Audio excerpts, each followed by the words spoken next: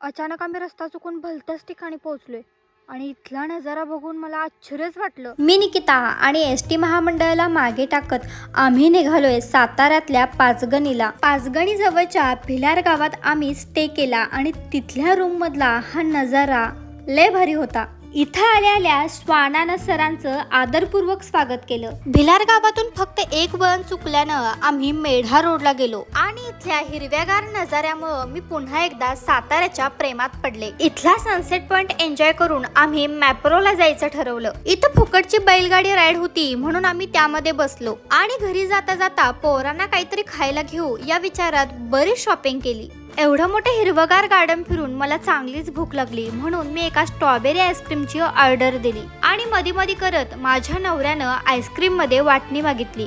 गरम उन्हात थंडगार आईस्क्रीम खाऊन आम्ही घरी जायचं ठरवलं. शेवटी जाता जाता महाबळेश्वर आणि पाचगणीची स्पेशल स्ट्रॉबेरी मात्र घरच्या 3 वारसदारांसाठी आम्ही आवर्जून घेतली. पाचगणीच्या ढीगभर आठवणी घेऊन आम्ही घरी परतलो.